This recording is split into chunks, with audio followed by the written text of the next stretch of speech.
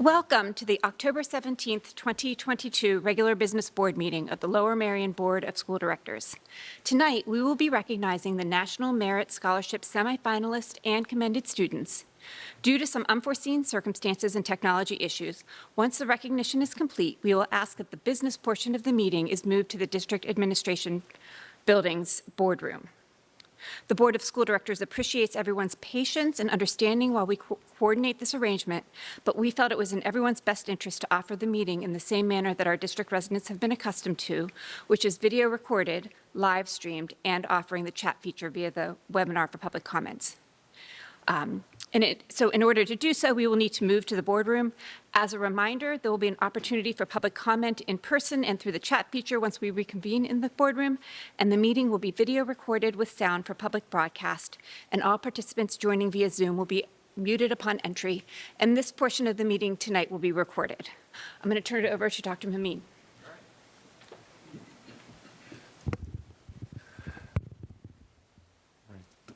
Good evening, and thank you for joining us as we honor the Lower Merion School District students who have been recognized by the National Merit Scholarship Competition. Give it up for them.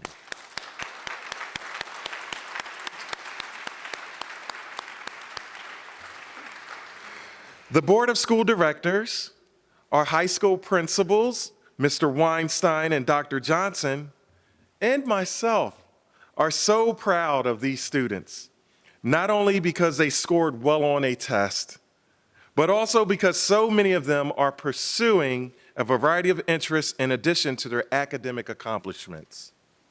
Tonight, we recognize a combined 33 students from Harriton and Lower Merion High Schools who have been named semifinalists in the 2022 National Merit Scholarship Competition, and an additional 52 students that received the Commended Student designation. Our Lower Merion School District semifinalists are among approximately 16,000 semifinalists overall and will be eligible to compete for 7,250 scholarships worth nearly $28 million. More than 90% of the semifinalists are expected to attain finalist standing, and about half of those finalists will win a National Merit Scholarship, earning them the title National Merit Scholar. It is our pleasure to recognize these students and wish them all the best as they represent our district and move on to the competition. Congratulations to the students and to all of the family members here this evening. I will now turn the program over to Mr. Weinstein, principal of Harriton High School.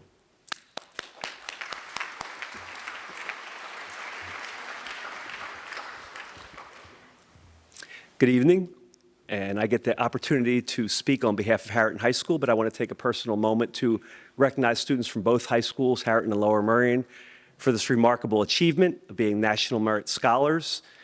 We know it's an outstanding and elite academic accomplishment. I wanted to put a little bit of perspective on what it actually means and put a metric to it so you know what brought them to the stage tonight. About 1.3 million take the examination, and the top 50,000 get commended. So that is, off the top of my head, about 0.038%. Which is dry humor. That's not off the top of my head. I have it written down. Thank you. All right. You're with me. And the commended scholars are at 0.012%, about the top 1% of test takers. I don't want to take for granted what a remarkable number we have from both high schools on stage. It's a truly unbelievable accomplishment. Typically, every year I talk about take a moment and reflect and feel good about your accomplishment. I also say that you didn't get there alone. You have some kind of support system. Your teachers, your family, friends sometimes. I happened to read an article in today's Harriton Banner, our school newspaper, and one of the scholars on stage, Carmen Miskell, wrote about how difficult high school life can be in a really creative, energizing way. If you would Google Harriton Banner and pick out that article, it's really awesome. But it reminded me how difficult the life of a student can be and all the demands that are on them to kind of go through this process. So While I still would like you to thank those people that were involved to your success to get you on stage tonight, I also know that it comes with amazing, unbelievable sacrifice that you all have made, and I truly congratulate you because I know what it represents and I know what you had to do to be sitting here tonight, so congratulations. At this point, I'm going to read the Harrington Scholars in order, and I'll ask them to come up when you hear your name to come get a certificate and shake hands with our superintendent, school board president, and I'll start that now. Dashiell Albright.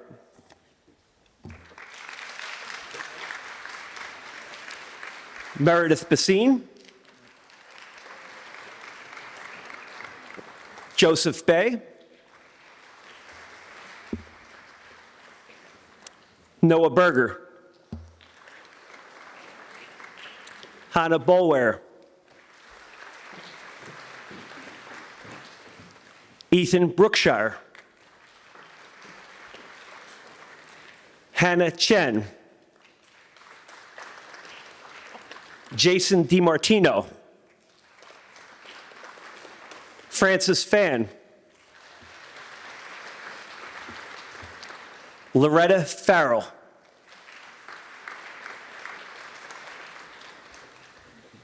Anna Luna Fuhrer.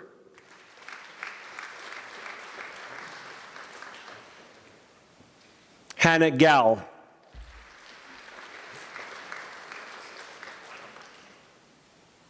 Sophie Goldman.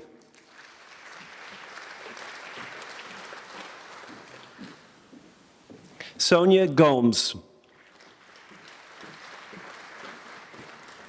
Owen Huntington.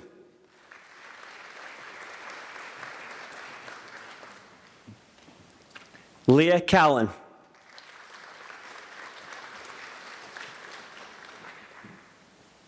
Alexandra Lasky.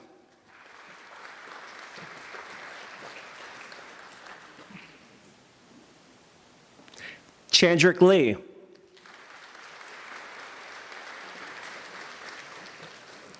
Sabrina Lee.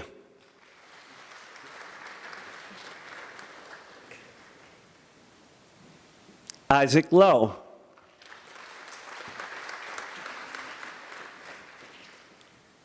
Ray Ma. Tessa Mahoney.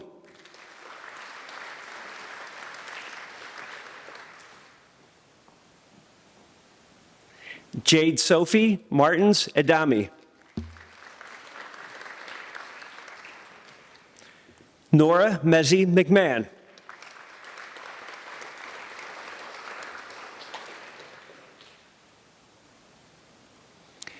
Carmen Miskell.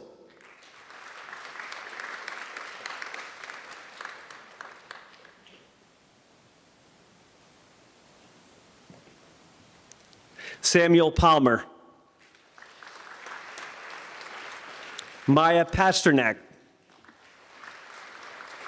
Sophia Patel.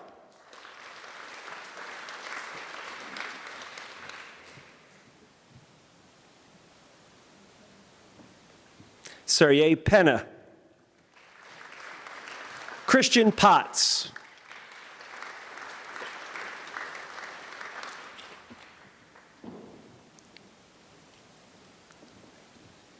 Alexandros Pratsos.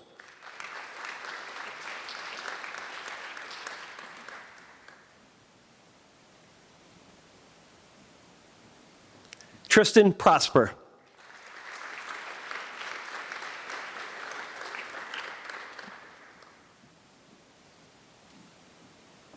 Justin Rossini.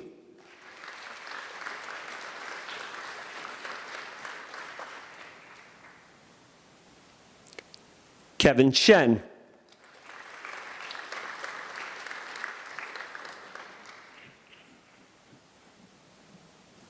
Sridhar Shenoy.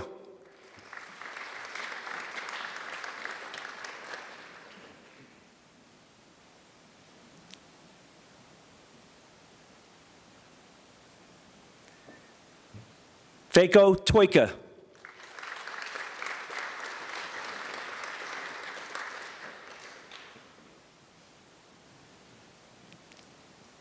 Rose Weathers.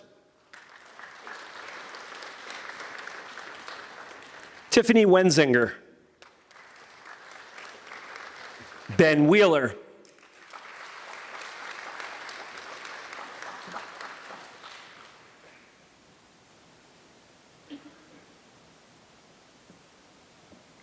Stella William.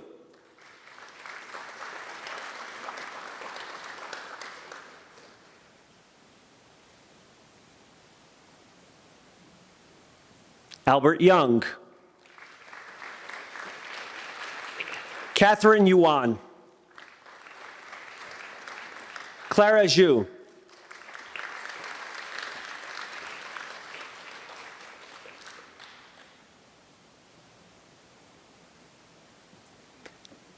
And Benjamin Zhuang.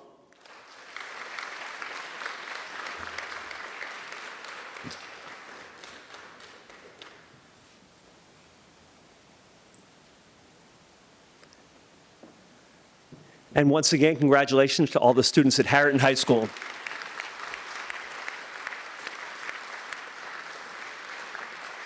It's my pleasure to turn the microphone over to my dear friend and colleague from Lower Merion High School, Dr. Johnson.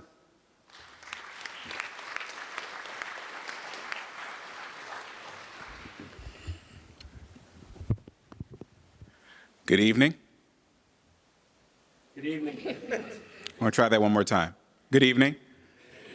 To Dr. Mumeen, to the Board of School Directors, to our parents and guardians from both the Harriton High School, my former stomping grounds, and to the parents and guardians to my new home in Lower Merion, I'd like to welcome you out this evening. My name is Dr. Johnson. It's my pleasure to serve as the principal at Lower Merion High School and to present to you our 2023 National Merit Commended and Semifinalist Scholars. I'd like to begin by congratulating all of our students for their accomplishment. You've worked hard. You've persevered even through COVID learning, and you've persevered and you have had the support of your families, your friends, your colleagues, your peers, and you've made your way to the stage this evening. So I'm proud of your accomplishment, and I'm honored to be able to present you tonight to the Lower Merion community. So bear with me as I call out your names.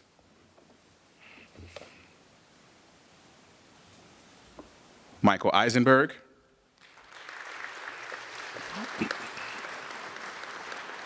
Ava Altman.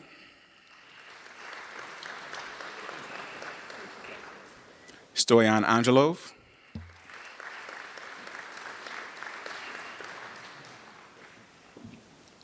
Nicolo Barbona. Cyrus Bernstein.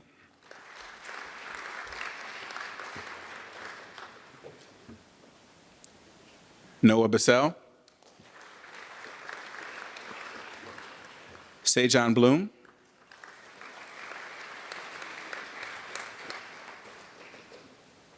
Nathan Cohen.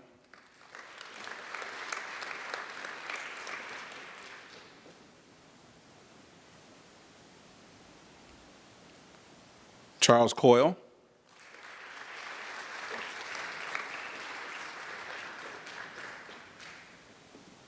Natalie DeFantorum. Julia Dubnoff. Maria Dimmick. Catherine Fang.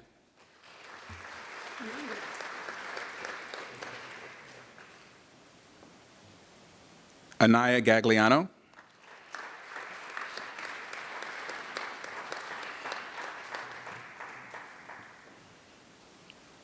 Angela G.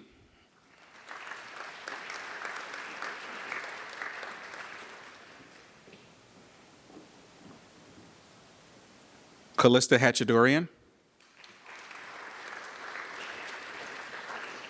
Andrew Harold.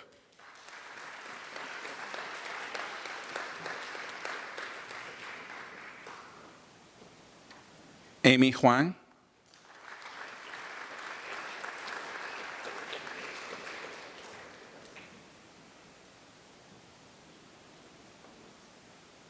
Sophia Kasner.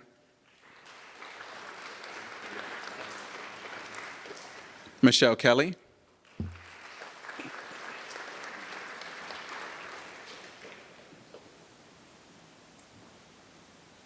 Lauren Kells.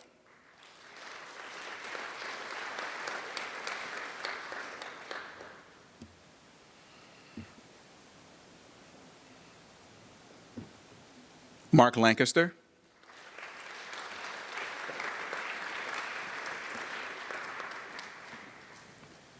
Adam Lee.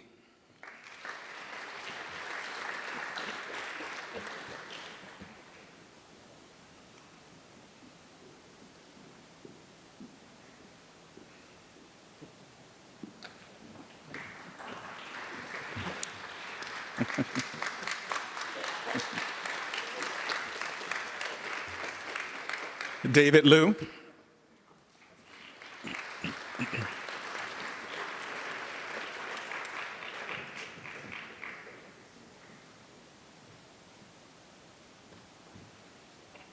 Andrew McCann.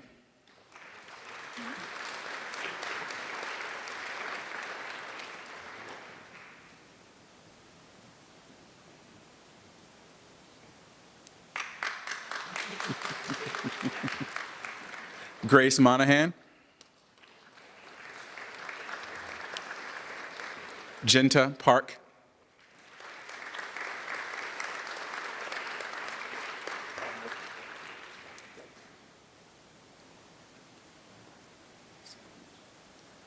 Jacob Ross.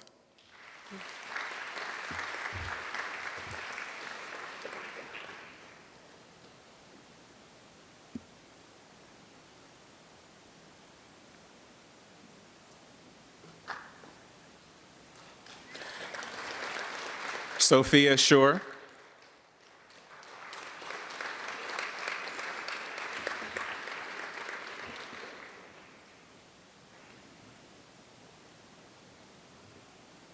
Sarah Stanger.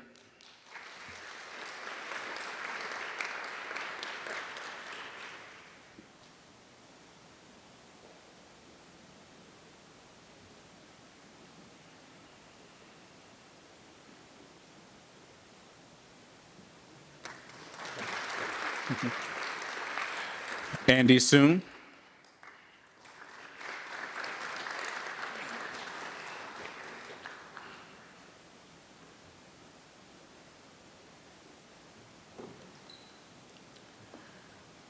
Gabrielle Tepper Waterman.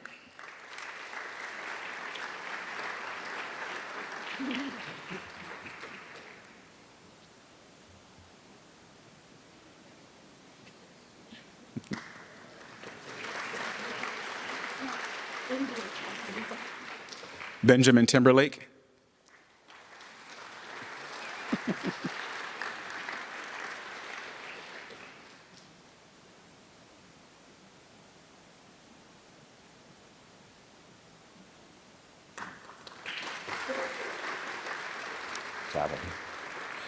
Poppy Wagner.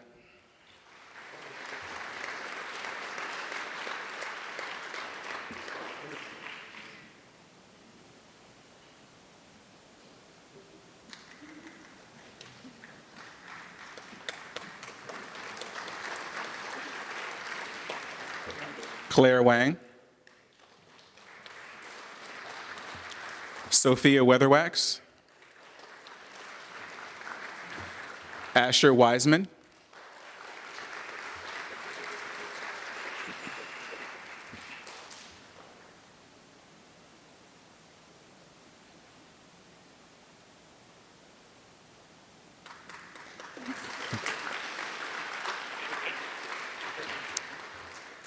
Emerald Wu.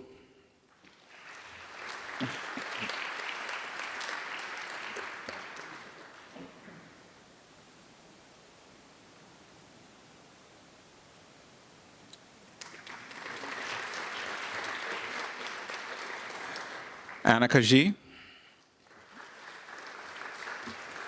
Justin Yi.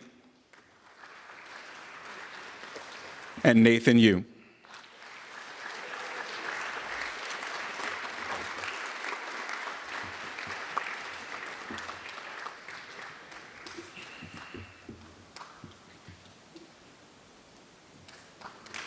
Yeah.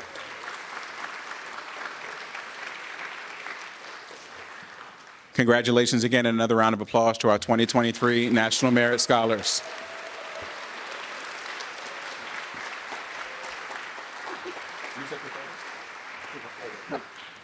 Congratulations, students. Please feel free to take some pictures outside in the auditorium. And at this time, I'm going to ask the Board of School Directors, District Administration, and residents interested in attending the business part of this meeting to please join us in the District Administration Office Boardroom. Thank you.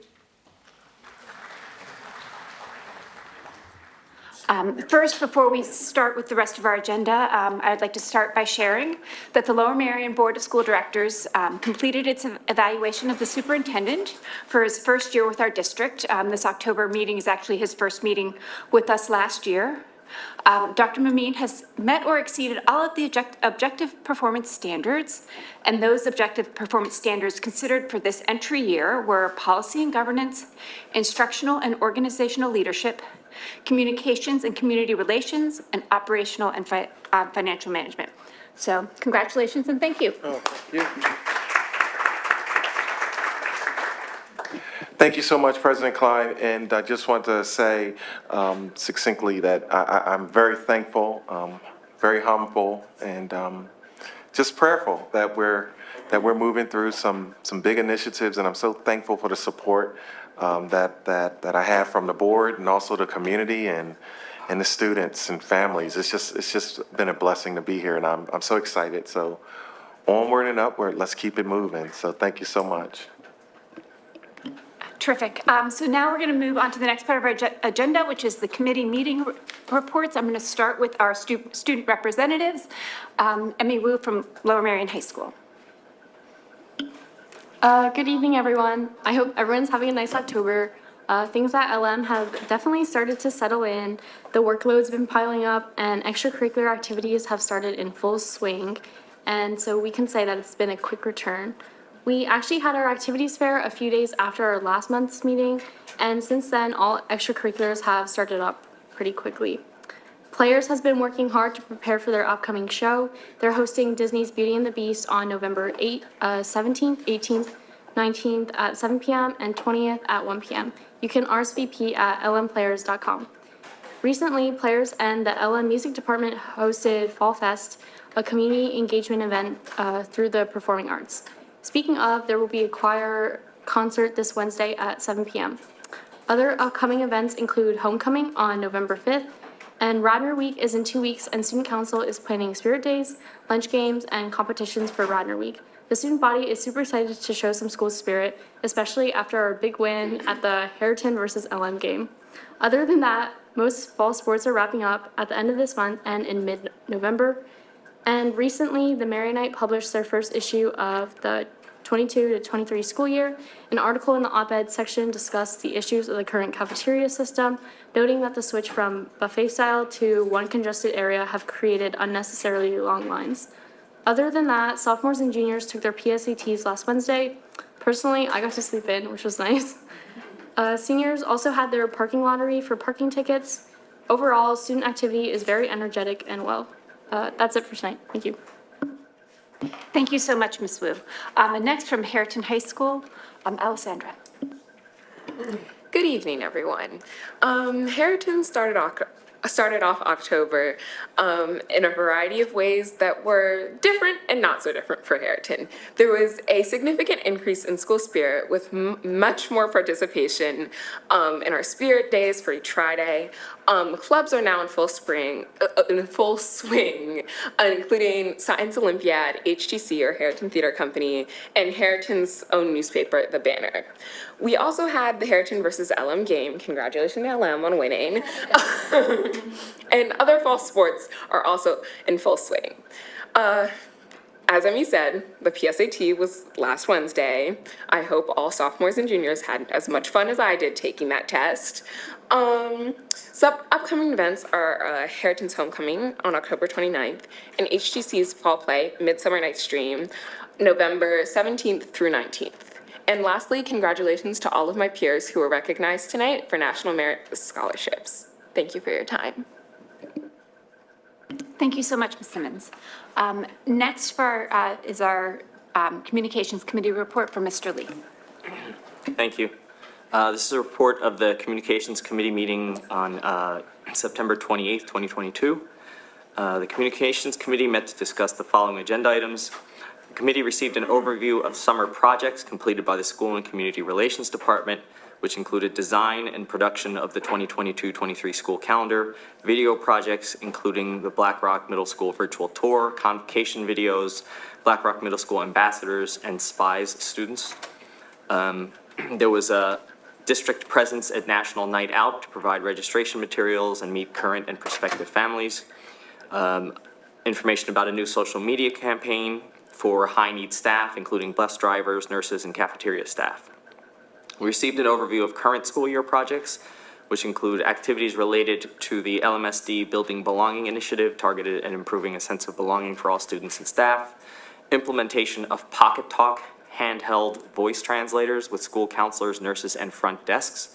The devices translate in 82 languages and work with voice and written text. We reviewed a list of upcoming departmental projects, including the October 1st Black Rock Middle School ribbon cutting ceremony, efforts related to the full-day kindergarten and school start time committees and community meetings, an update on the next community newsletter and HSA newsletters, scope of website and social media projects, and ongoing media relations support.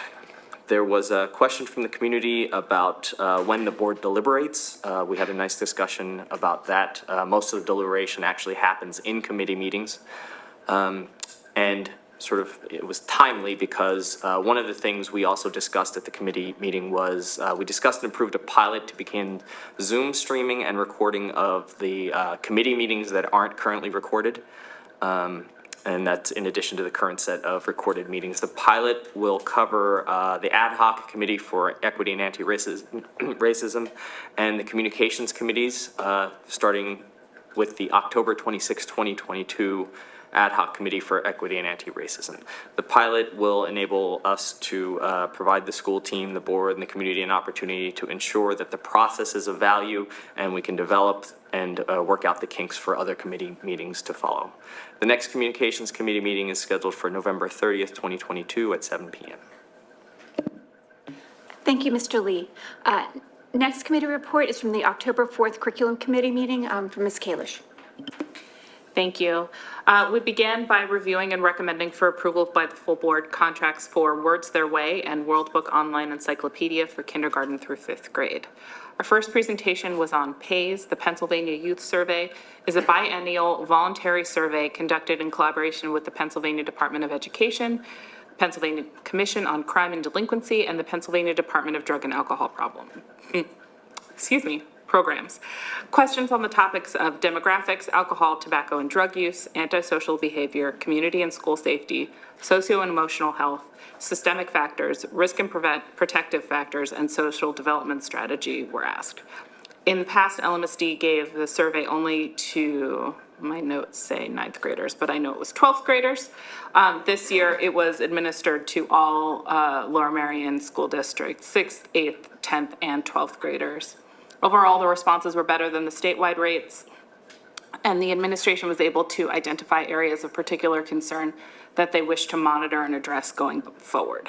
Next, Dr. Martin Patone presented an update on our Foundations program. Foundations is the district literacy program, and it's used primarily in grades K to 2.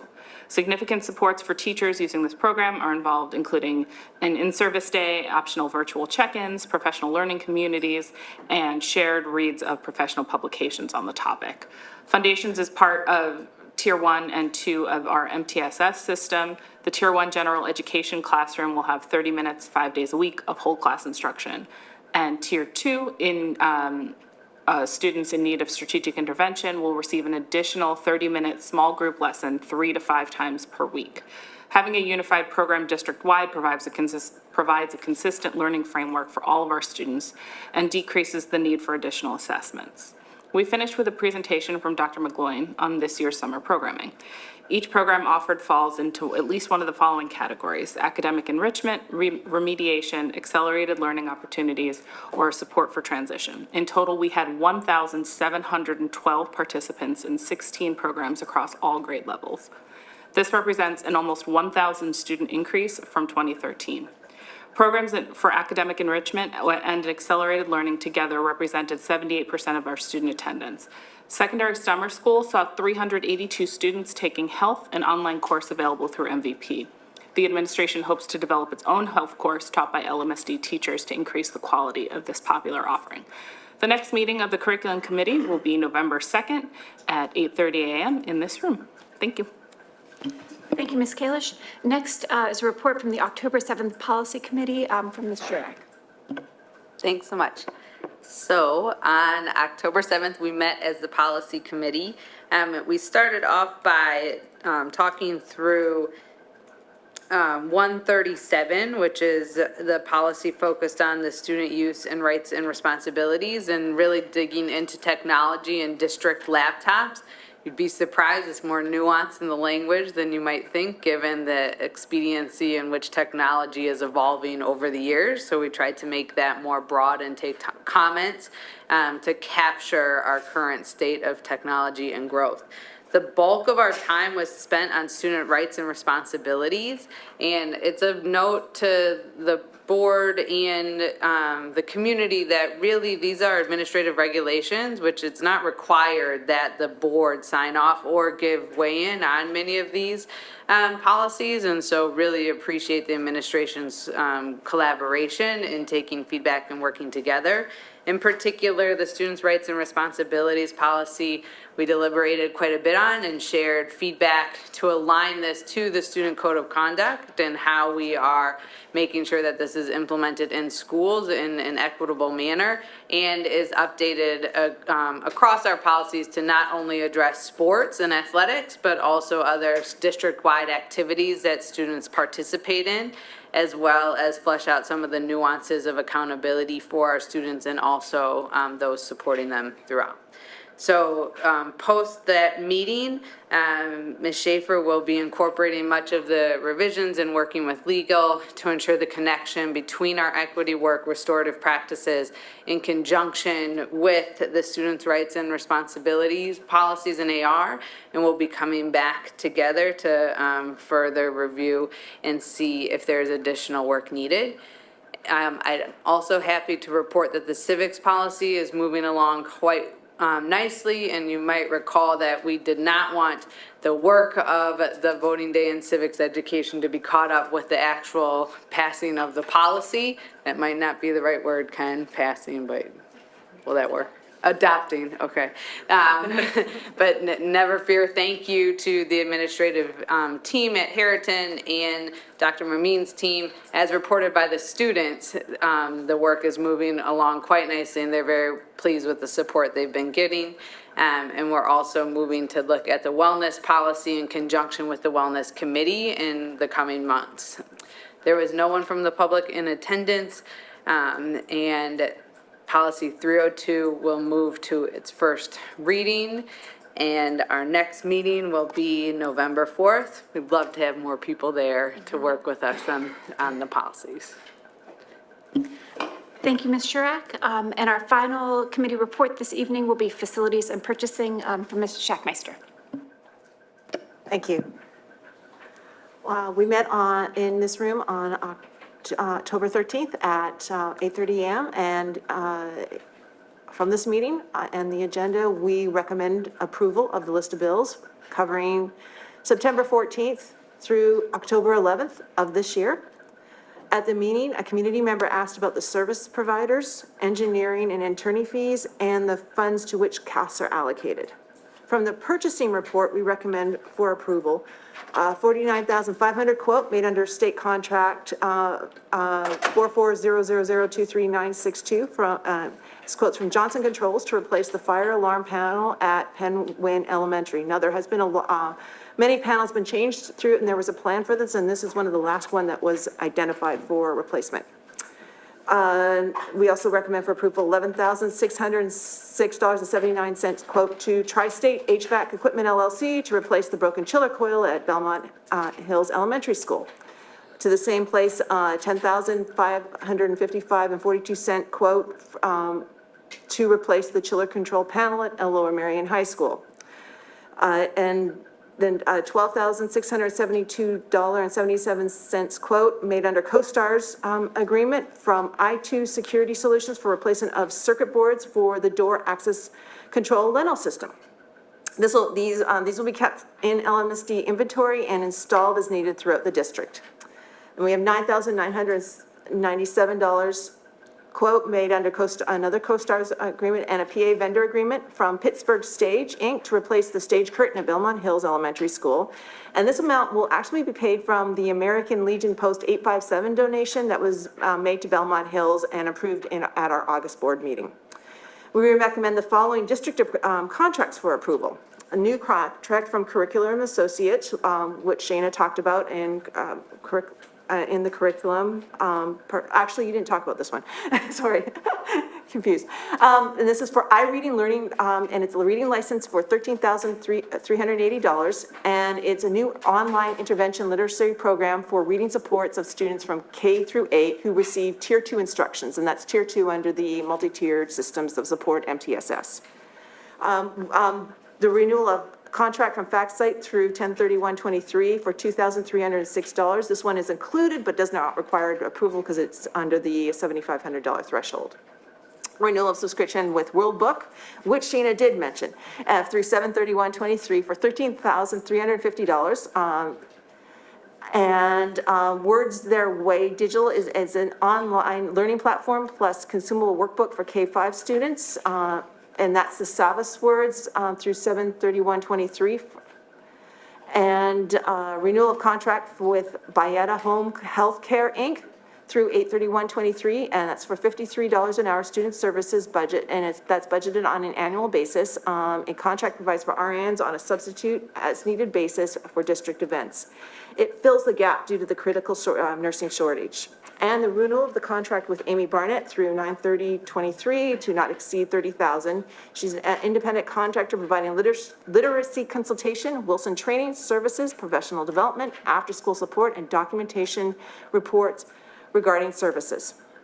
We recommend for approval the $48,605 quote from E+ to renew the E+ Nutanix software and support the data center's physical server support more than 180 virtual servers and provide the network accessible data storage used by teachers, students, administrators, and staff, and support staff. We recommend approval of not to exceed $16,000 for an individual work order with Tavani and Associates issued under the master agreement with the district. They will provide Black Rock Middle School post-development traffic impact assessment with a report required at Lower Marion Township by February 24th, 23.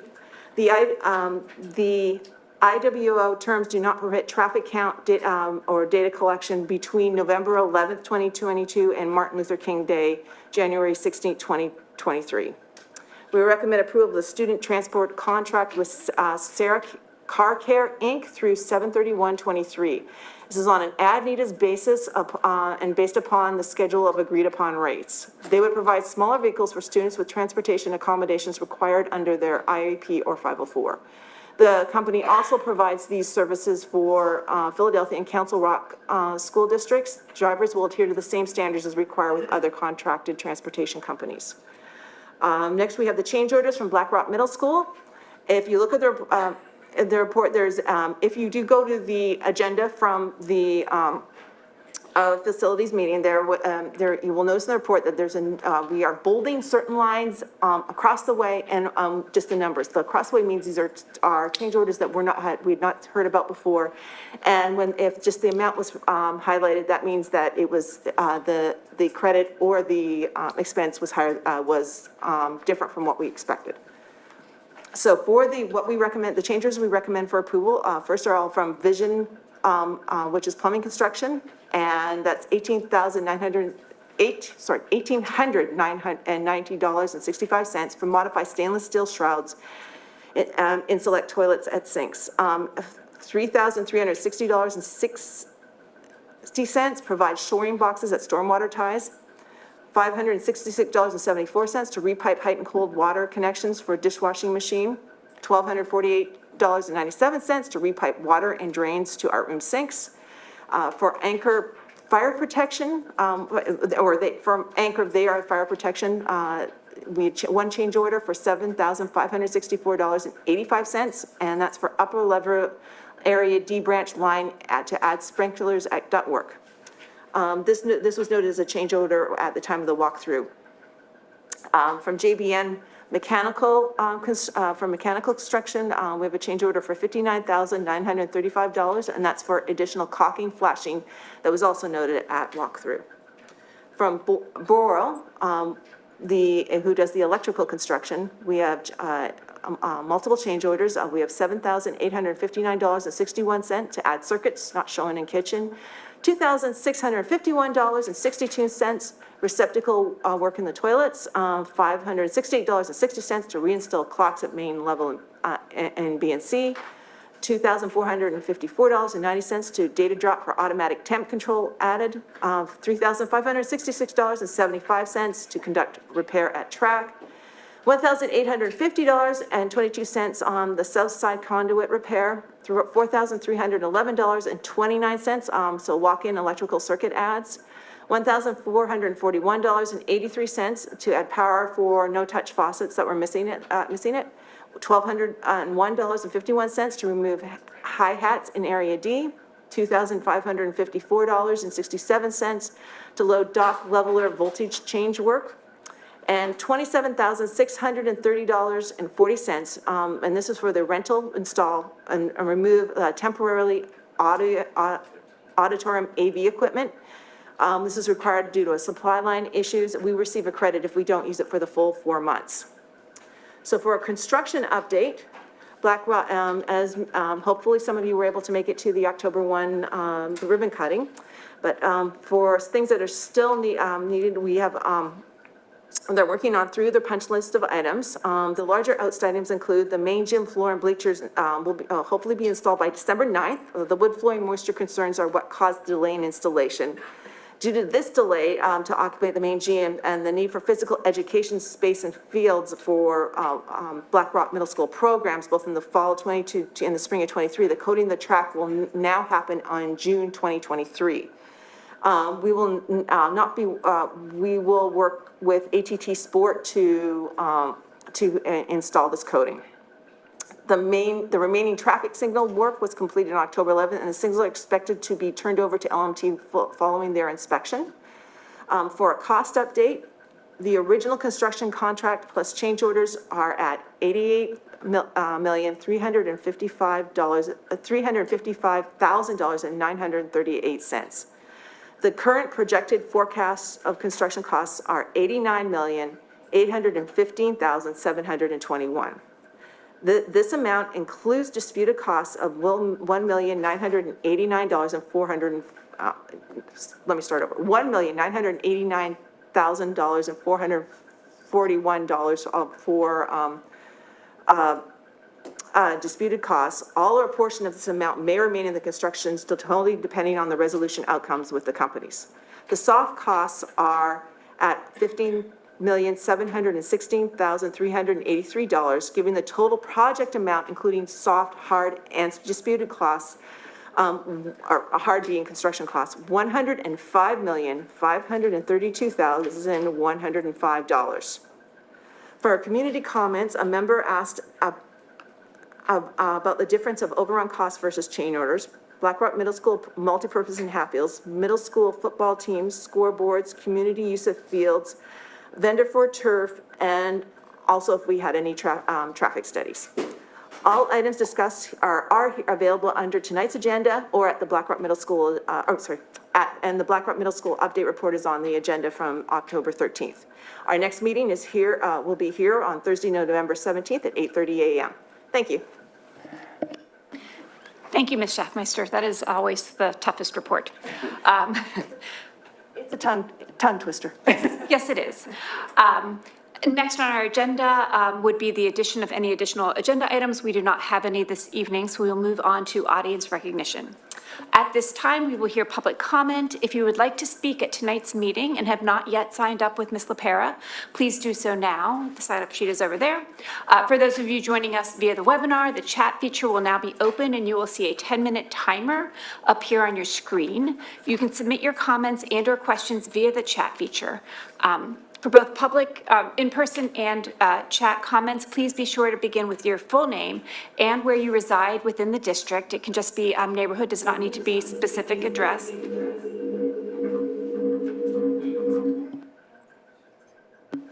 sorry about that. I'm not sure what happened.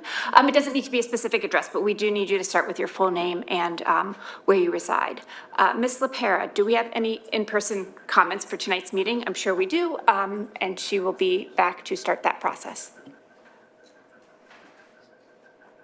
Andrew, then Jennifer, and then Hillary.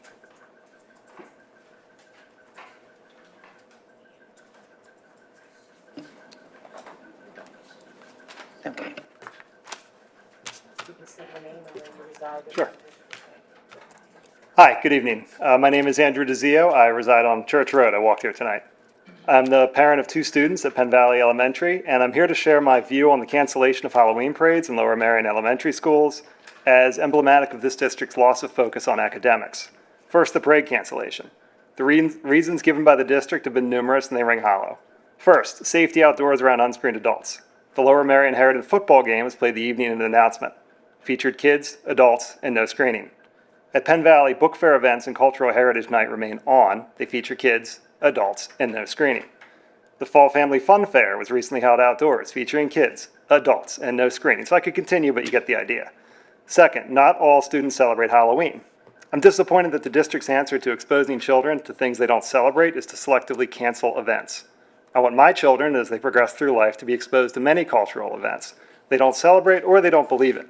We used to call that an opportunity for learning, but now apparently it's a threat to one's feelings. It should be canceled.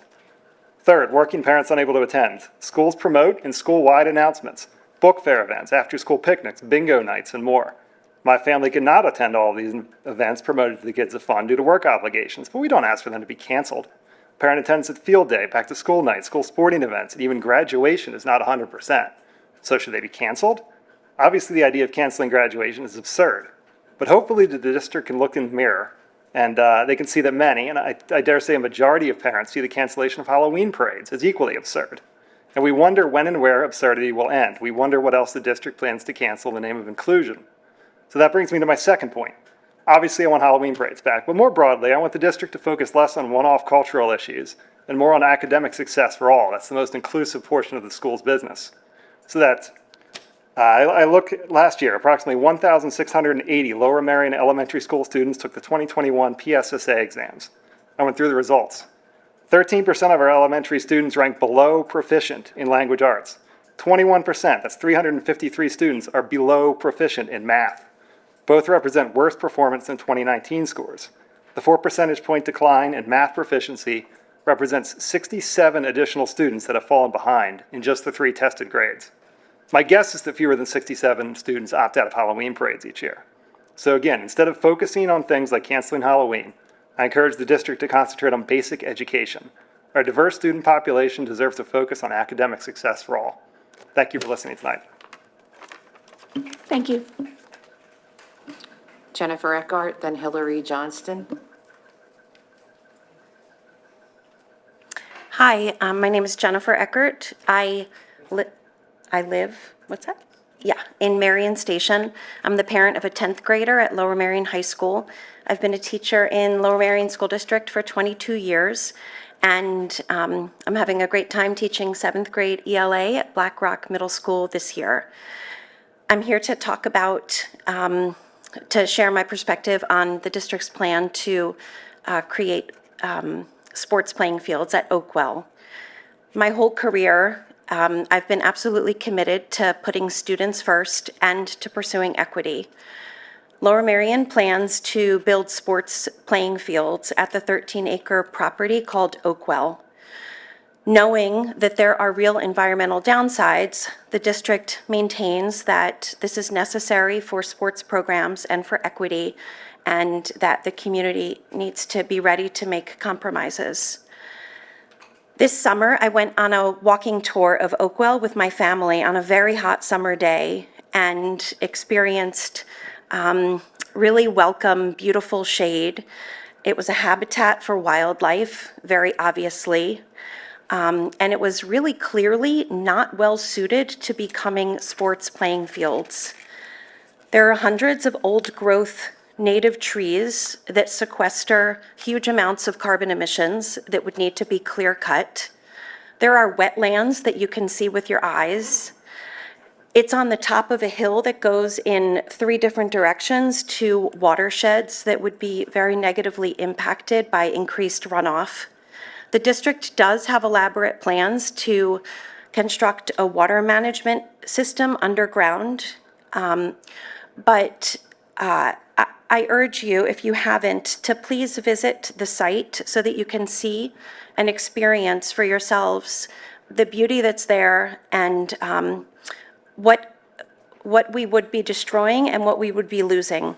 I understand the importance of supporting athletic programs. I was a 3-sport athlete, including soccer, in high school and college. The plan is to build soccer fields, among other things. Our athletes don't like taking the bus. Some of them are my students. But I also know that our children, my students, who I teach in this district, are painfully aware of environmental problems that they're inheriting. They express anxiety and sadness over it. They will understand a decision by adults to avoid environmental destruction with our public money to preserve Oakwell, and they will appreciate that the adults are putting them and their futures first. The plan to clear cut the trees has such enormous environmental downsides that it should be an absolute last resort and should be avoided if at all possible, and it is possible. Thank you. Thank you. Hillary Johnston and Ann Foote. Hi, I'm Hillary Johnston. I live in Gladwin. I'm also talking about Oakwell.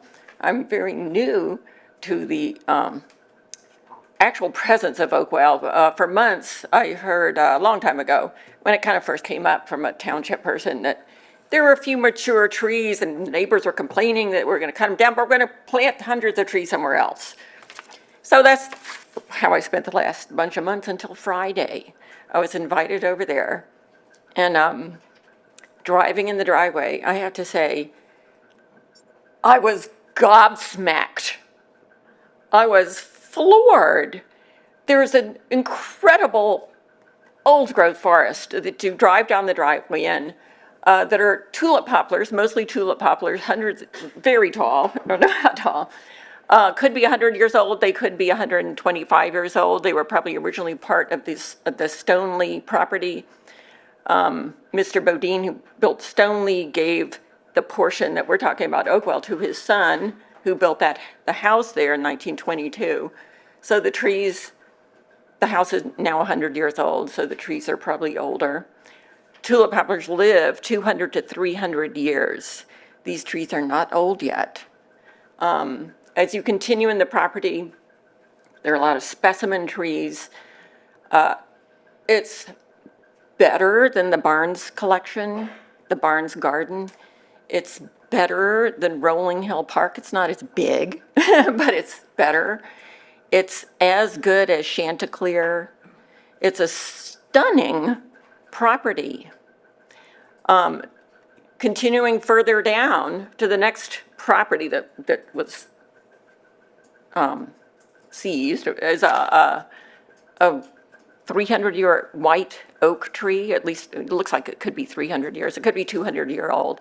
White oak trees live 200 to 300 years. You'll see in the books there are many white oaks that have lived 600 years. White oaks all on the East Coast have become famous trees. There's a famous white oak in Basking Ridge that recently died at more than 600 years old. People came from all over the country to see this oak tree, and there's an oak tree like that on this property. There is enough room in the middle where his yard is to build a ball field, but what an amazing opportunity we have. There's an old growth forest, small, but it's an old growth forest. There's a thing called the Old Growth Forest Network that is collecting forests in every county of every state of the country. And this could be eligible for old growth forest. It could be a classroom with paths, with little signs for the students. There are amazing trees further back that would just be paradise in heaven for students to look at and play in. So there's an opportunity for a ball field in the middle and an opportunity for many classrooms. It's beautiful. You should all go see it. Ms. Foote and Camby's, Edamad, and then Andrew Abramson.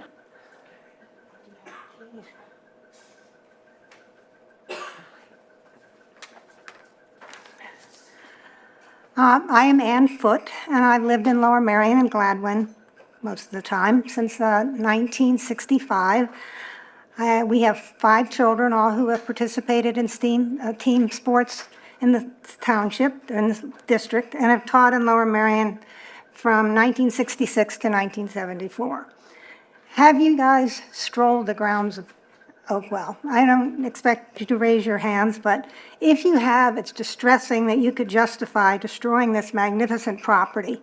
And if you haven't, how can you justify even dealing with this land, not seeing it? I realize you are advised by professionals with expertise, but as residents and parents, I would think you would want your own personal perspective and input to weigh in.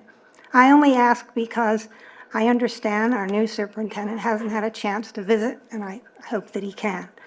We've all heard of abundance of statistics involved in this ecosystem. I'll skip that. A recent book, The Heartbeat of Trees, deals with the communication among trees. Stated as the scientific finding that trees have heartbeats and roots that are like brains that extend underground. In other words, trees communicate, protect, and compensate for one another. The impact of shearing away swaths of mature trees goes beyond Oakwell into adjacent residential properties, Stoneleigh, properties in Radnor Township, and above. The damage is irreversible and cannot be restored by planting trees. It'll take hundreds of years. Add to the tragic cost to the environment is the cost to taxpayers. Roughly $23 million to construct 2 playing fields for 40 to 50 students, at last count, I understand, seems preposterous, especially since there are great playing fields at Black Rock. Is there any other program in Lower Merion School District that can boast that expenditure for that number of students? Save Oakwell for 8,700 plus students, K through 12, in the district to experience uncountable educational disciplines within this property. Land on school properties, existing fields on school properties, parks, colleges, and universities should continue to be investigated. Space can be shared with creativity and flexibility.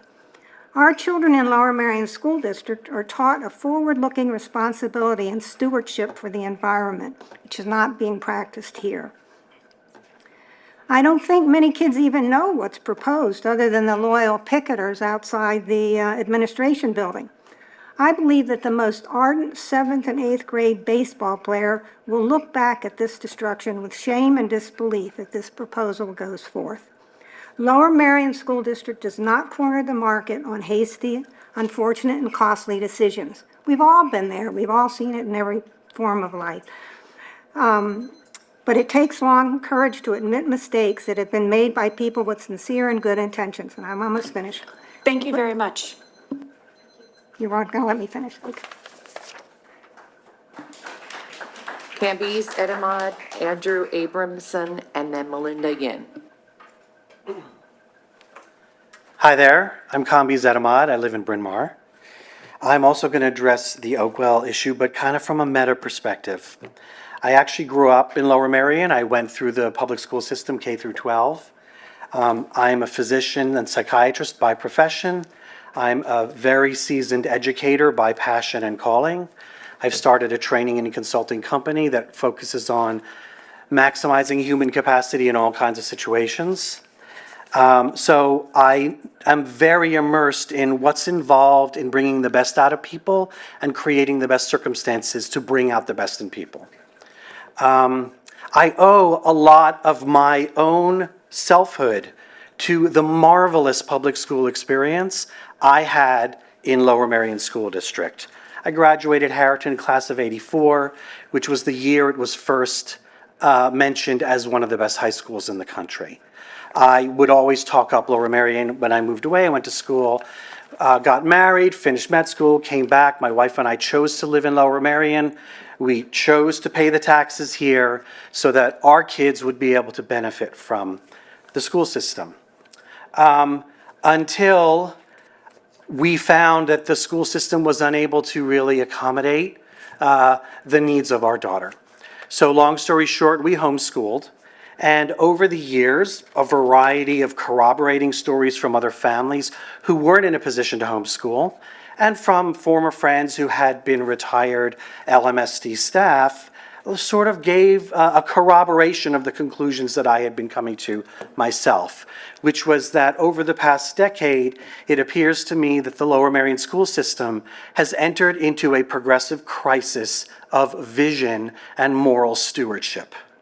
And I believe that the attempts to co-opt Stoneleigh and Oakwell are simply another reflection of this same underlying crisis. I do believe that it can be turned around. And I think that with a broader and deeper and more humanizing vision of your mandate and how to negotiate your mandate with the signs of the times and the surrounding community could allow a different way to look at this. In fact, Stoneleigh and Oakwell could very much be a place that Lower Merion School District can partner with and allow that place to be a learning venue for the students of this district. And that would rebrand Lower Merion as a leader in education and a community leader in ways that would go way beyond this township.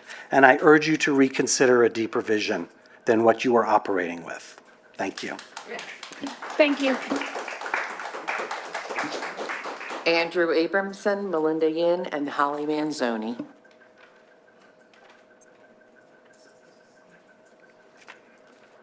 Andrew Abramson, Villanova, right by Stoneleigh and by the new Black Rock Middle School. As a trained psychotherapist and wellness myofascial release therapist, it's my job to notice patterns. And it's taken me a while, but I've noticed a clear pattern with this board and LMSD. You've completely lost your focus on your actual job to educate our kids. You've decided that taxing the daylights out of the residents here and then losing in court on this, but then spending our money is your right. $106 million, if I'm not mistaken, for Black Rock Middle School, without forethought, and you all seem to love that power. With this in mind, it's clear you forgot to educate the kids, job number one. Personally, I have clients that have showed me multiple videos of all the fighting inside of your schools, and my son has told me of this as well. You allow kids to miss class. Multiple clients have expressed this to me because you don't have the resources, according to one of your staff at your school.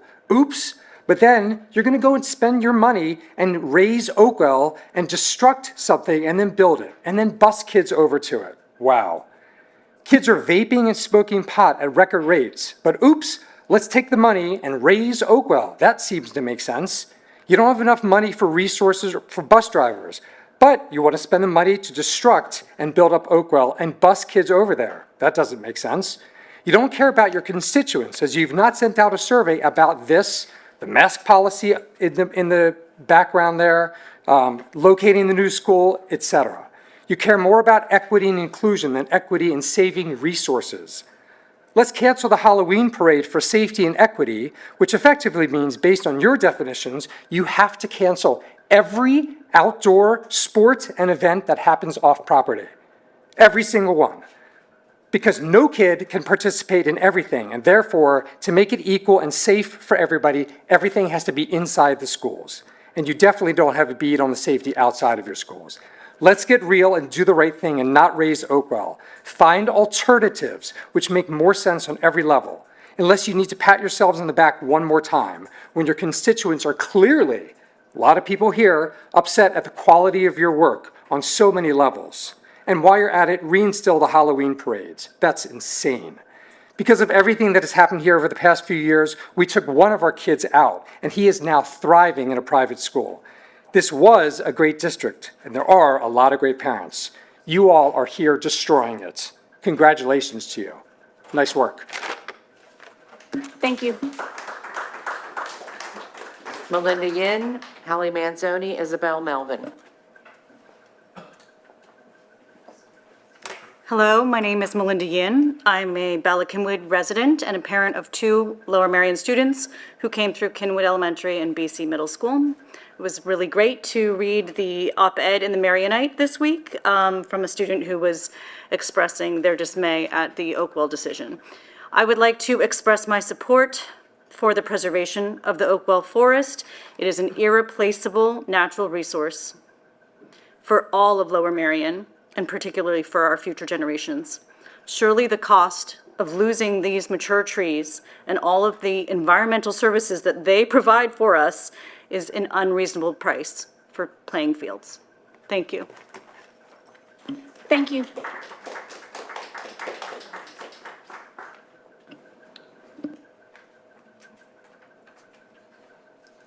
Good evening, I'm Holly Manzoni, Wynwood. I was looking at your policy 901, the community relations objectives. It's good. It says a lot of good stuff.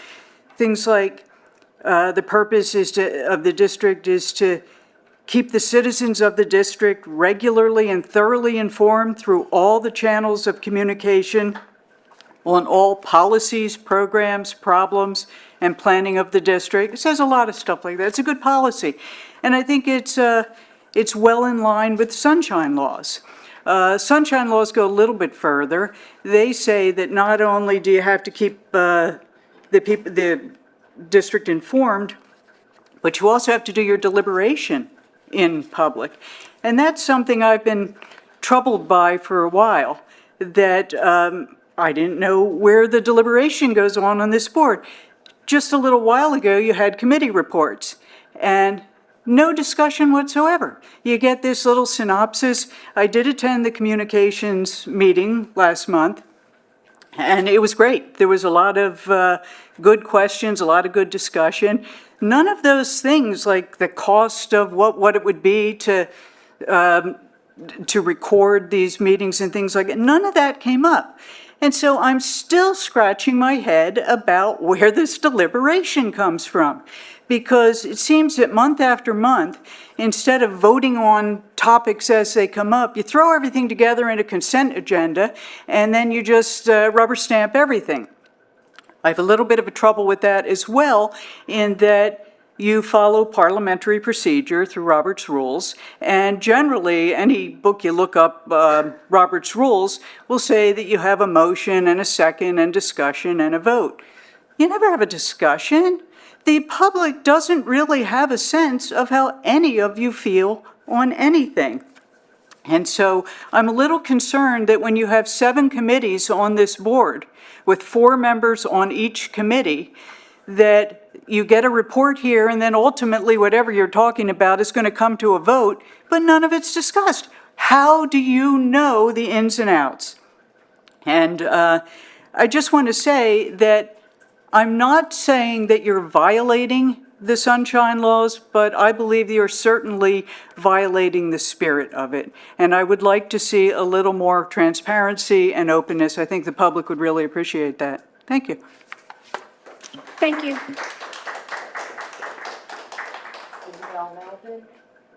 Isabel Melvin, Ruth Jenkins, Rosa Sirota.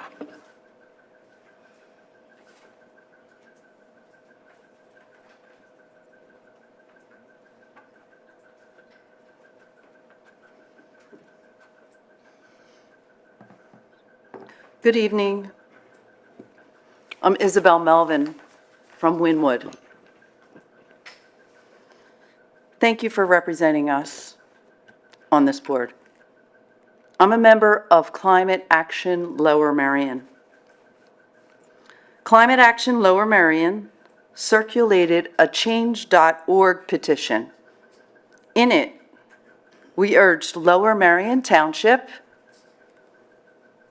Lower Merion School District to preserve the 13 acres of ancient woods, which includes almost 500 trees, at 1800 Montgomery Avenue, 1835 County Line Road.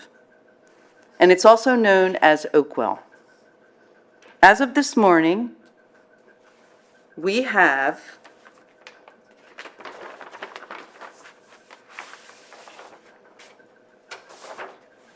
over 3,000 signatures supporting Climate Action Lower Merion's petition.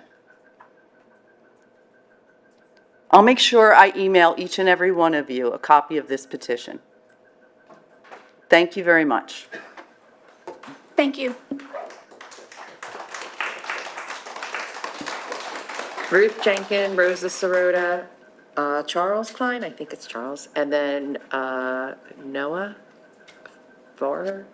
Sorry. Ruth Jenkins, Winwood. As far as Oakwell is concerned, it's the same situation with the lights on Arnold Field. It's still a destruction of the environment, of the night sky, of the birds transferring from place to place, migrating. And so I'm standing with all of these people here. The other several things that I wanted to talk about was the summer school position of the boys of color in the class of the, with the extra science class. I would like to say that we have hired a diversity person who needs to review all of the documents that come out of our school system, because that was a horrible thing that was printed on that board that day and could have been interpreted in so many negative ways. And our diversity person should certainly be looking over documents that are going out into the public. I also would like to comment on the timing of the kindergarten meeting. It's a time when parents of kindergarten children are getting them ready for dinner and bathing them and putting them to bed. And you have that meeting just at that time. And also conflicting with the diversity meeting, which is at 7 o'clock, and the other meeting is at 6:30 over here. I also would like to comment on the conflict at Harriton High School last Friday night at the football game. That's just a preview of what will come if we run these nighttime games over and over again. At every high school, there have been now several high schools that I've been reading about. They have been restricting the Friday night lights because of the drinking and the carousing and the arguing and the fighting and the potential damage or shooting that could take place at these events. Thank you. Thank you, Ms. Jenkins.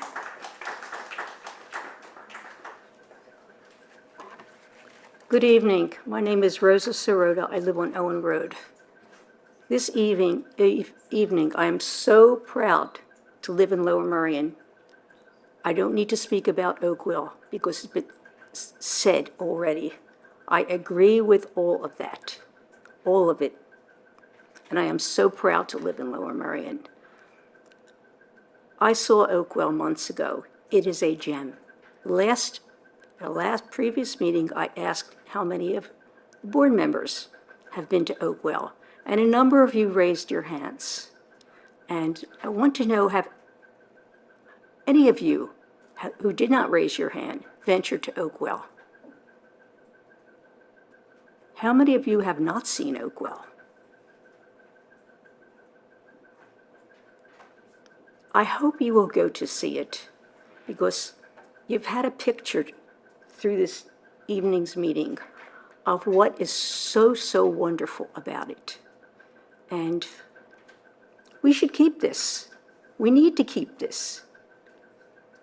This is something we all should see and value. So I hope that I can ask that question, and Dr. Mumeen, I would hope you would go visit Oakwell, really. Thank you. Thank you so much. I want to be very clear. Yes, I have visited Oakwell July 22nd, 2022, my mother's birthday. That's why I remember it. I don't know where the rumors come from, but I wanted to make that very clear. Thank you so much. Mr. Klein, and then I think it's Noah. Did I say that right?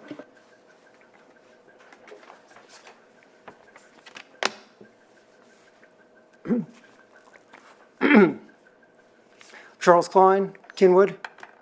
First and foremost, thank you for your stewardship of the Lower Merion Public Schools. We had 3 students come through the schools recently.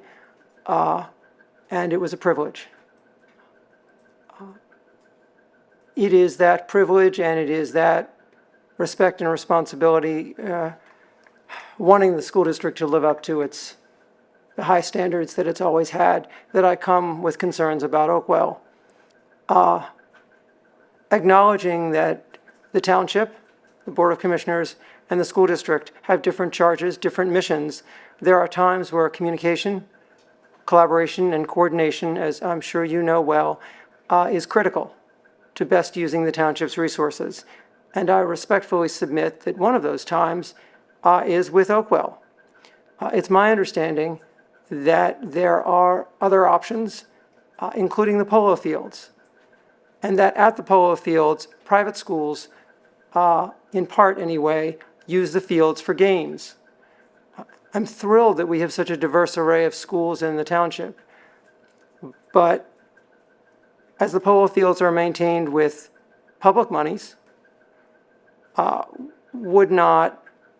taxpayer dollars, would not public school sports, public school games be prioritized? As you do every day, using taxpayer dollars for the greatest good for the greatest number. Doing that, we would, and choosing another site for Oakwell, we would save significant financial resources. We would save critical environmental infrastructure, which is going to be even more important as the climate changes. And we would save an outdoor rec and an environmental resource. And I would submit that outdoor rec and environmental resources are a significant driver of economic activity in this township as well. So I respectfully urge this board to consider alternatives and demonstrate to the students and the community where our values really lie. Thank you. Thank you.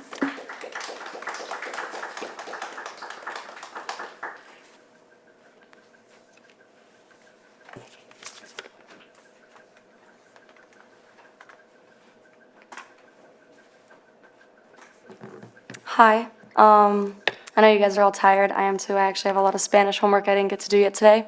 My name's Noah Four. I'm a senior at Lower Merion High School. I've been a part of this school district since about 5th grade, and for some reason, one of the things I distinctly remember when I moved here is that I went to Kinwood Elementary School. Our motto was go green or go home. I loved it. I loved all the nature, everything. It was great. Little background information, I'm the president of the Environmental Club. I'm also the co-founder of the youth climate-led activism organization, Fridays for Future Philly. We have chapters all around the world. Now, speaking on behalf of the students that you guys represent, I don't understand how over 500 trees that are up to 300 years old can be cut down for fields. I understand that sports are important, but I mean, none of these kids even know about this happening. The majority of the students that I've talked to about this don't know about Oakwell, don't know about the issue, don't know about the trees that are going to be cut down. I think that before you guys make decisions for us, you should also be communicating to us about this. I would be more than happy to speak to the middle schoolers that this action is going to be made for, and I assure you that we would happily fill this room and tell you that we don't want this to happen. Now, I was fortunate enough to take APES last year, and with that, I learned that wetlands are one of the most crucial ecosystems to any environment.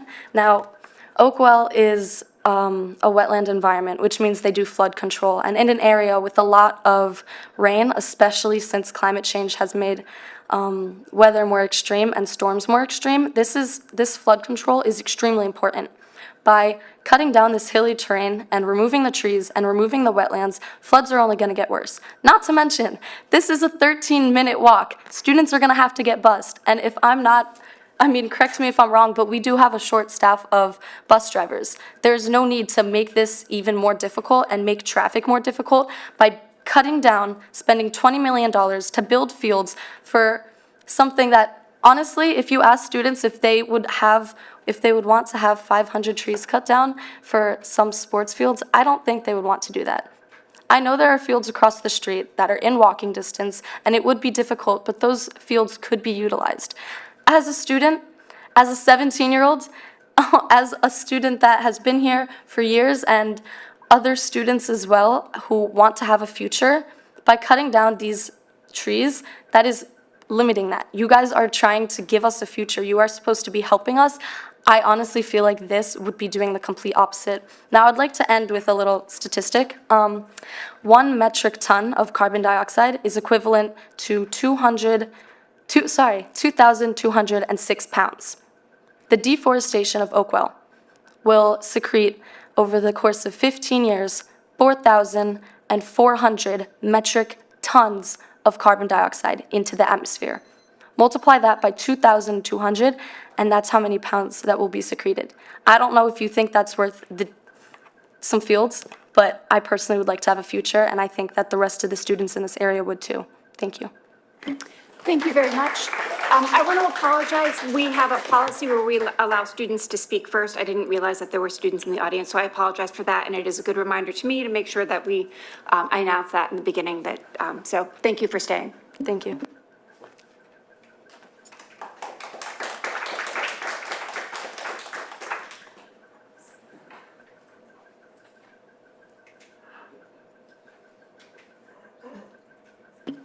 Thank you. Mr. Roos, can you please read any public comments that were submitted via the chat feature?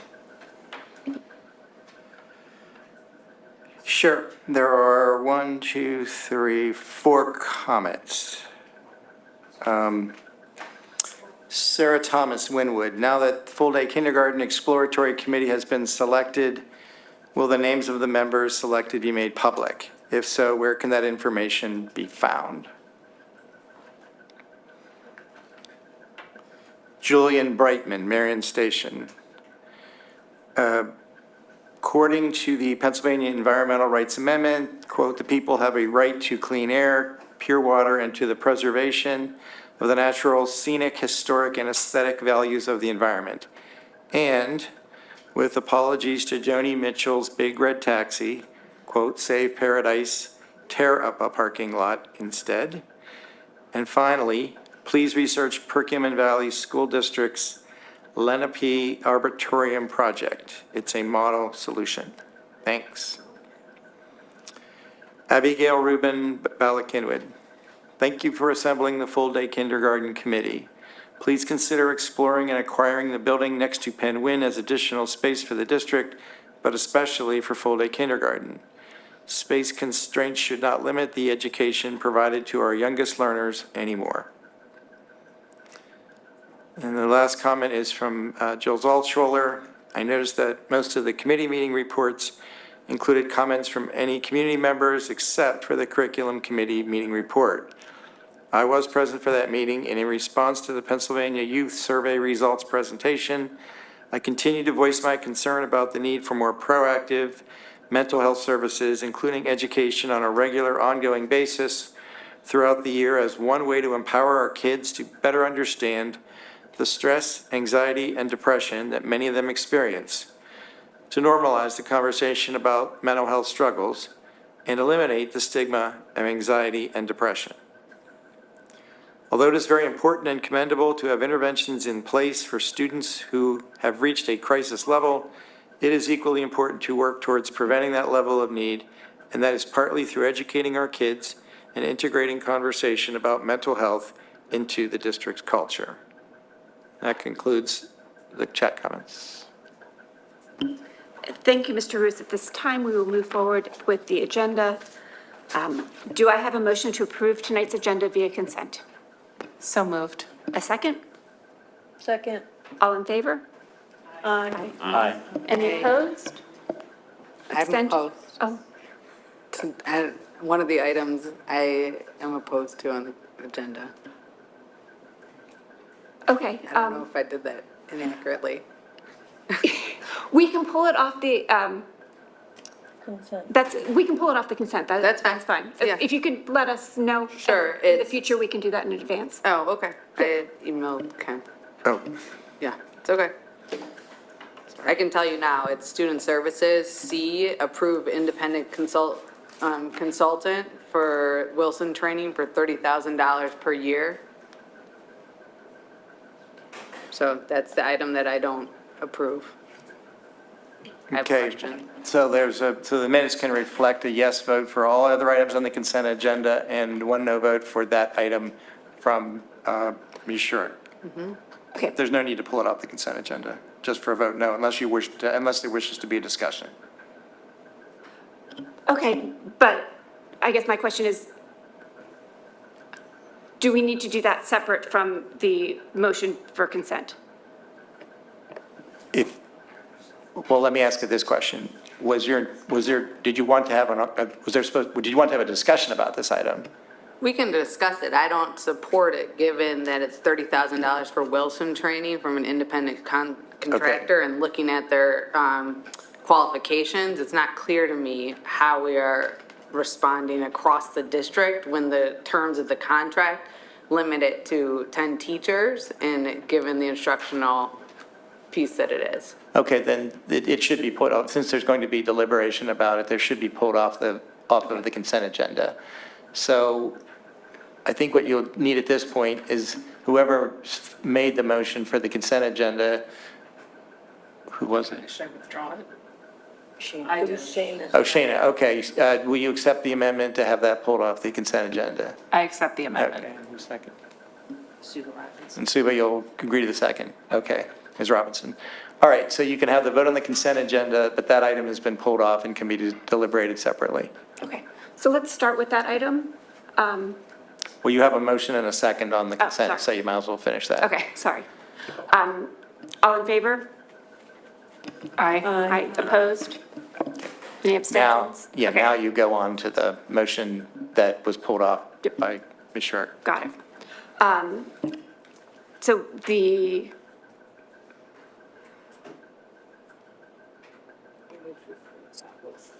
right, I want to read what it is. I don't have that up. There you go. So the item that was taken off the agenda was the student services to approve the independent consultant contract with Amy Barnett for literacy specialist Wilson training for the 2022-2023 school year for a not to exceed amount of $30,000. Can you address that? Need a motion and a second. Motion to discuss? Motion to discuss? No, a motion to approve. I understand, but I wanted to see if there was any discussion, if Dr. Mamine could address that at all. Thank you so much, President Klein. I'll defer to Ms. Frazier to provide some pertinent details about this contract. Thank you. So this is with Amy Barnett. Amy Barnett is a certified Wilson trainer. She actually works directly with the Wilson Company. She does far more support than just 10 teachers. What we commit to is up to 10 teachers for the initial level 1 certification, which is a year-long process. So she does the level 1 and then the level 2. But we also use her to consult on cases. She comes in and she supports, we have a lot of Wilson-trained teachers working within special education. She comes in and supports with any updated training needs that they might have, or again, consults on cases. We have a commitment and work to having all of our elementary special education teachers trained as Wilson certified teachers, and we have Wilson certified teachers in all of our secondary schools. She also is a reading specialist, so we utilize her for some literacy consultant support at the secondary level and some additional reading assessments that we need to help support with individual student cases. Thank you. Did you have a follow-up question or no?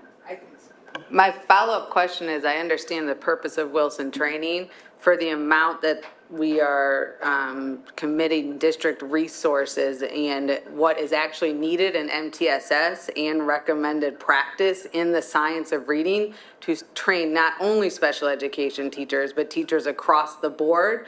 I don't support, or I'm curious why we would make a decision to spend this amount of money when similar services could service many more teachers and receiving that professional development versus one person for 10 teachers as indicated in this contractor agreement. That's my concern. Thank you. Are there any other questions or comments? Well, actually, Ms. Schurer, are you saying for that same amount of money, we could get a broader set of services if we went with a different or consultant or a shop or something? Is that what you're saying? Yes, I have seen and am aware of other services that offer that level of service at a cheaper cost. So I'd be curious as a follow-up as to what other contractors or other service providers were explored prior to going with Ms. Barnett, if this is the choice that the administration chose. Yes, again, I mean, it's more than just the Wilson training, so I stated that, so I apologize. I want to point that out again, that it isn't just the Wilson training that we utilize her services for. It's a not to exceed amount of $30,000 because we're estimating what we predict the costs might be. It doesn't necessarily mean that it goes that high, but we have to take into account that individual student needs come up throughout the course of the year that we rely on her expertise and support from.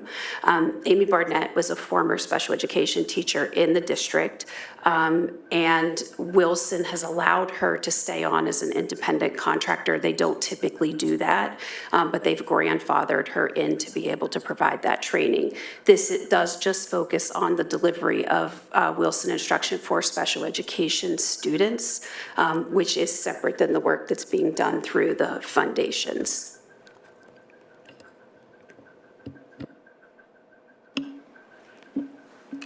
Thank you, Ms. Frazier.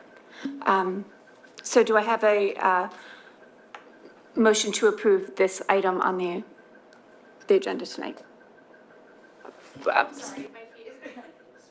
Does this typically go out to bid, or is this because she's a consistent contractor? I'm sorry, when Anna asked that question of, were there other people explored? It's a renewal. It's a renewal. So Yeah, but she's worked with the district for years as an independent contractor. Got it. So this is typical renewal. And how long has she worked as an independent contractor? She has been as an independent contractor for, I would say, at least 5 years, but I could look back and get that for you to give you a definitive number. That's fine. Thank you. And along with that, can you provide if she is effective in student progress, the special education students' influencing through the Wilson program and individual teachers to determine if she's effective in comparing across bids? Well, her effectiveness is she works directly with teachers, not directly with the students themselves. So there's a lot of factors that come into play with what influences student progress.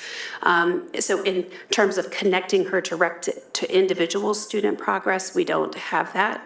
But I'm, happy to think through ways of, sharing her effectiveness with teaching staff.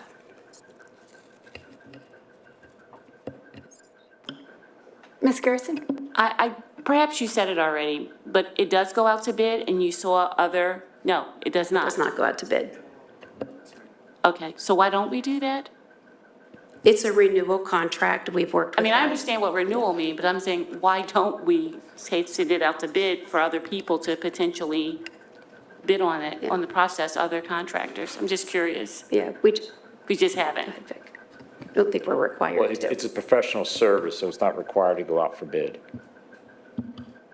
I understand it's not required, but I'm saying there could be other people who could be at a better value, potentially, so we just never even consider that. Is that how that works? We did not consider other independent contractors for this particular service. And to be clear, this contract is, this consultant is a former employee of the district, and how long have we been using Wilson in the school system? So that far predates me, but I would say, over 15 years, probably over 20. I could, again, get that. Correct. But for many, many decades. So I'm just saying, so this is a program that we've used for a series of years, and this is a renewal on a contract with a consultant who's a previous employee of the district who's running a program that has deemed to be pretty effective with our professional development activities with our teachers. She brings an expertise because she does work directly with the leaders of Wilson themselves, and she goes to trainings and gets direct support from them as well. So she just has a lot of experience and direct connections with Wilson. Can I just wanted to say that I really think that it's important not to overlook that having consistent experience and expertise with Lower Merion and how we function in our district and the way our school district works, the way our teachers work, and the continuity of experience in our staff. Everybody can have their own opinions, but it makes sense to me that that would not be a consultant that I would go out to bid for when I have somebody who is an outside employee and we need that outside support, but who knows our district and has worked with our district for a very long time. Any other comments? While I understand what you're saying, the bottom line is, what does it deliver to the students? She may be excellent at what she does, but if it doesn't trickle down to the students and we see real concrete benefits, and it doesn't sound like we even have data that says, yes, this has really been effective. The teachers are getting the training they need, and then these students are also, getting the progress that they need. Like, where's the data that supports it? That's all I'm curious about now. There is data that supports student progress in Wilson. Wilson is a evidence-based, well-known. Yeah, I know the research. program. Yeah. Yep, Ames Academy, I know it well. Yeah, so we know that it's effective with students. What I'm saying is to ask for student data that shows her effectiveness. There's a lot of other variables that come into play when you're talking about a student's progress and what the variables are that are influencing that progress. And so to think that the trainer alone and the consultant alone is responsible for progress or lack thereof, I think we're missing a lot of other variables that happen within that, including the effectiveness of those teachers who are directly delivering the services, right? Individual variables that are happening with individual students. I understand that too, but I do agree with Anna's point that since this is such a great program, why isn't it expanded for the general student population, since we know that there are people or students who have some challenges around reading and the science of reading, and since their program is supposed to be the flagship, it seems like it would be a good fit for most students.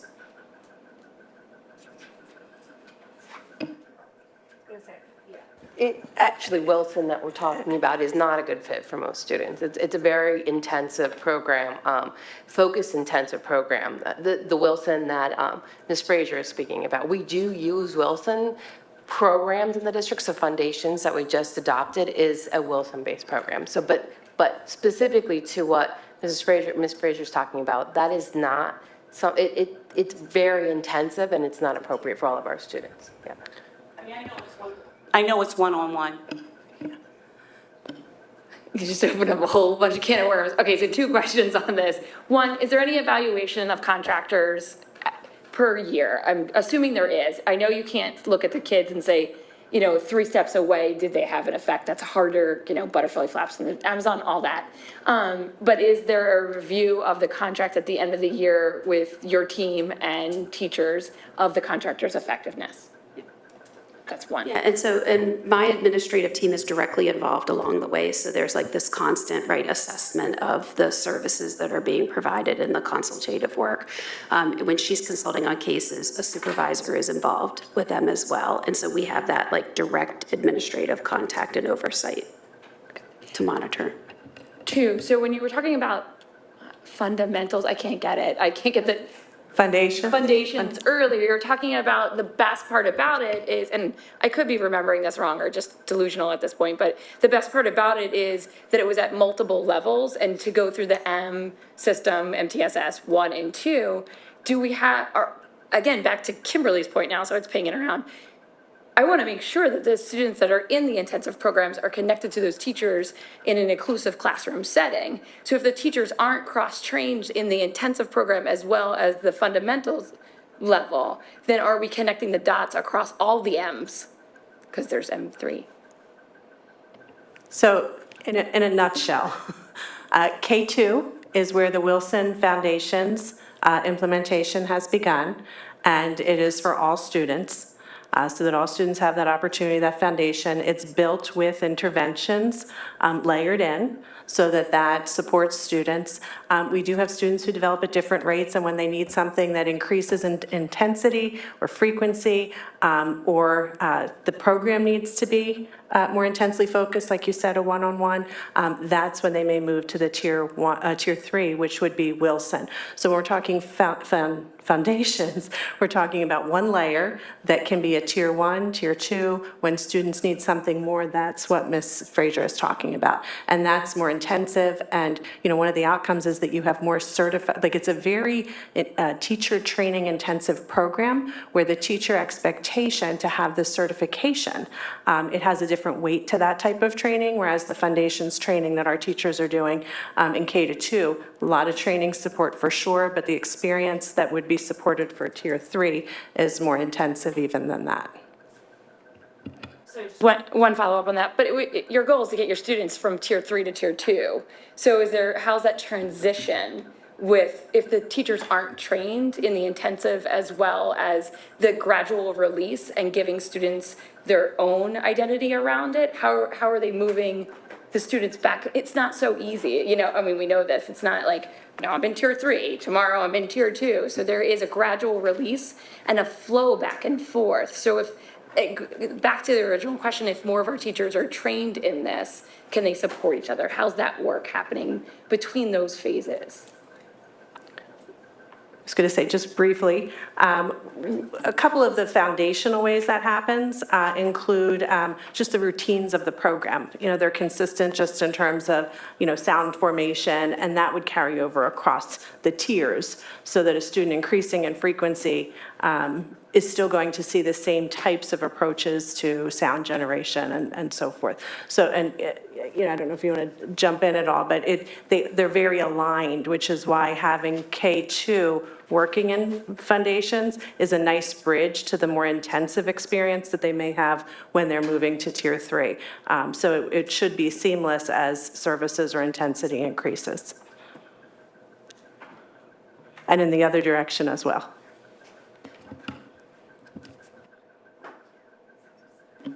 Ms. Schaffmeister? Yeah. Is she the only one who's doing training for this Wilson part? So that. She is. She is, okay. And then I think we have to remember that this is an upper limit. We don't know, I've got the contract up right now and I'm looking at rates of $300 a day, $100 a session, $50 an hour. I mean, we need to be realistic as far as what they need to do their work right now. And maybe this is something we can look at for next year, but I believe this is it's a $30,000 limit. It's not necessarily going to reach that limit.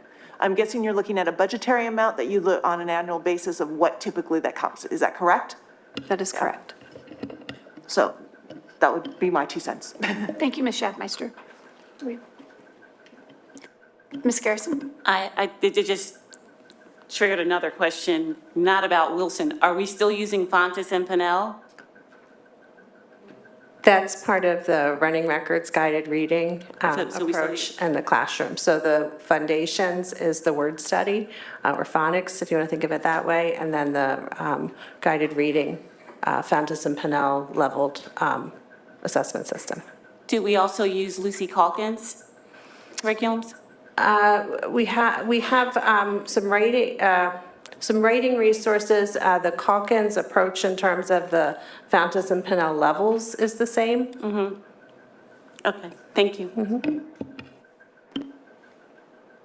All right, thank you. So do I have a motion to approve this budget item? So moved. Do I have a second? Second. All in favor? Aye. Aye. Okay, any opposed? Opposed? 2 opposed. 3. I'm sorry, I didn't catch you. Any abstentions? The motion passes. So do I have a motion to approve the rest of tonight's agenda? That's already been. No, you've already done that. We already did that before. Okay, I think that we missed a step, but okay. Mr. Roos, can you please give a report on the Sunshine Act? Yes, there was an executive session regarding a specific personnel matter last Monday, October 10th. There was no executive session tonight, just information session. Thank you, Mr. Roos. Upcoming board meeting dates, which are held at 8 PM here in the DAO, are November 14th is the Education Committee and Supplementary Regular Board Meeting, and November 21st, Regular Business Board Meeting. Ms. Jenkins, before you leave, I just wanted to note that next Wednesday is the Ad Hoc Committee meeting, and the kindergarten and full-day kindergarten and healthy start times is on Tuesday night, so they're not on the same night, so they are not conflicting meetings. So I just wanted to note that since that had been your comment. It's also going to be recorded. Assuming that the technical difficulties this Wednesday is going to be recorded. If this Wednesday can't be recorded, then the next one will be. Correct. Hopefully, everything will be okay. So upcoming committee meetings, Wednesday, October 26th is the Ad Hoc Committee for Equity and Anti-Racism. That'll be at 7 o'clock on Zoom. Wednesday, November 2nd at 8:30 a.m. is the Curriculum Committee. Friday, November 4th is the Policy Committee meeting. Thursday, November 17th is the Facilities and Purchasing Committee. And then Wednesday, November 30th is the next Communications meeting at 7 p.m. There being no further business, this meeting is adjourned.